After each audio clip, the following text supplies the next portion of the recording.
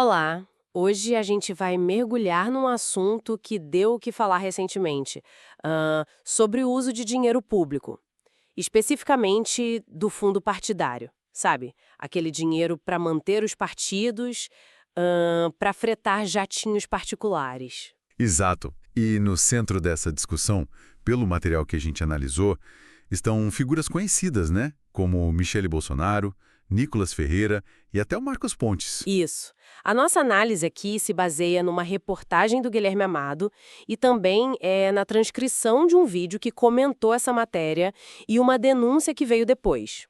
O nosso objetivo é tentar entender melhor essas alegações, os valores envolvidos e o que as fontes que a gente tem apontam como possíveis consequências, né? Legais, políticas. Certo. Vamos destrinchar isso então. Bom, começando pela reportagem que você mencionou. Ela traz números bem específicos de gastos, né? Isso em abril de 2024. Sim, são valores altos.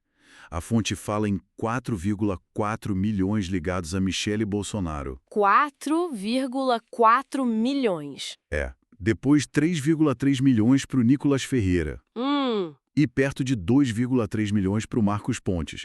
E o detalhe importante que as fontes ressaltam. É que tudo isso foi com dinheiro do fundo partidário para fretar jatinhos? Exatamente. E, o que complica mais, em pleno período eleitoral. Aí que a coisa pega, né? Justamente.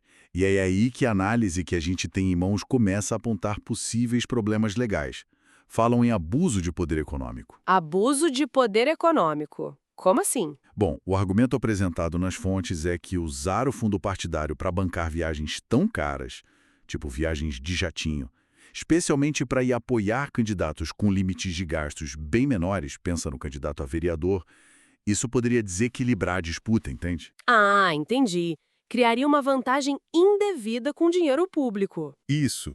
O material até cita o caso do Jorge Seife, que está lá no TSE, né? Envolvendo justamente o uso de um jatinho do Luciano Hang na campanha, que não teria sido declarado corretamente. Um precedente, então. É. As fontes usam como exemplo para mostrar como esse tipo de gasto pode ser visto como irregular. E como essas viagens teriam acontecido na prática? O que as fontes detalham? Olha, descrevem que a Michele Bolsonaro, por exemplo, teria uma preferência por um modelo específico, um Learjet 45. Learjet 45? É descrito como bem luxuoso. Falam até que tem fotos do interior e tudo. Nossa! E o Nicolas Ferreira? Usaria um Learjet 33, segundo as fontes, e, mencionou também uma coisa antiga, uma postagem dele de 2022, O que era? supostamente usando um avião da FAB para fazer campanha. Isso segundo o relato que a gente analisou. Entendi. E sobre a Michelle, quantas viagens foram? A reportagem aponta 18 viagens, em só 2 semanas. 18? Bastante. Sim. E coincidindo com eventos do PL Mulher, que as fontes interpretam como atos de campanha meio disfarçados. Entendi. E tem mais um ponto que as fontes levantam, né? Uma questão de hipocrisia. Exato. O material contrasta esses gastos todos com comentários que teriam sido feitos pela própria Michele Bolsonaro, criticando viagens da atual primeira-dama, a Janja. Ah, sim. E qual o contraponto das fontes? O contraponto é que as viagens da Janja, por serem em agendas oficiais como primeira-dama, muitas vezes teriam os custos pagos por governos estrangeiros. Dão exemplos tipo França, China. Já as viagens da Michele, nesse caso aqui, seriam, segundo as alegações, para fazer campanha mesmo, e bancadas com um fundo partidário. Uma natureza diferente, né? Faz sentido a distinção. E as fontes não param aí. Relembram outras polêmicas de viagens da Michele no passado. Aquela ida ao funeral da Rainha Elizabeth, um caso de joias e mais de 100 viagens com o ex-ministro Osmar Terra, que na época geraram muito burburinho, né? Sim, lembro disso. Diante desse cenário todo, então, o que aconteceu? Teve alguma ação formal? Sim. A informação que consta no material é que foi feita uma denúncia formal, encaminhada ao Ministério Público Eleitoral. Certo. E quais as possíveis consequências que as fontes especulam? Falam em coisas sérias. Risco de cassação de mandato, inelegibilidade. Nossa, isso impactaria bastante os planos políticos, né? Principalmente do Nicolas Ferreira. Com certeza.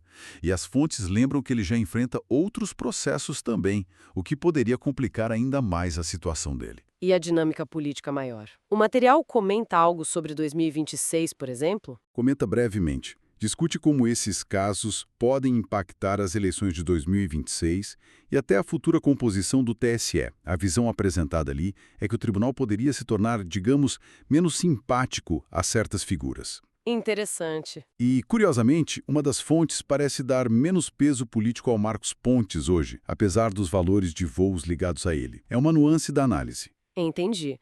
Então, para a gente amarrar tudo isso, o que essa análise das fontes nos mostra? Basicamente, são relatos de gastos bem altos, né? Com dinheiro do fundo partidário, usando jatos de luxo, e isso em período eleitoral. Exato. O que levanta, segundo essas fontes, suspeitas fortes de irregularidades eleitorais, de abuso de poder econômico. E ainda tem aquele ângulo da suposta contradição nos discursos, que as fontes apontam. Isso, e claro, o fato de que já existe uma investigação oficial em andamento a partir de uma denúncia. Então, o que tudo isso significa no fim das contas? Olha, se a gente se basear estritamente no que as fontes apresentam, o que fica é um grande ponto de interrogação sobre como o fundo partidário é de fato utilizado e fiscalizado no Brasil, né? O material levanta dúvidas sérias sobre a transparência e se essas despesas estão mesmo dentro das regras do jogo eleitoral. Certo. Talvez uma reflexão final vinda diretamente da perspectiva das fontes seja esta. Será que o fundo partidário, que foi criado para fortalecer a democracia e os partidos, não estaria, em casos como esses relatados, financiando um tipo de gasto e um nível de campanha que a própria lei eleitoral tenta, de alguma forma, controlar ou limitar?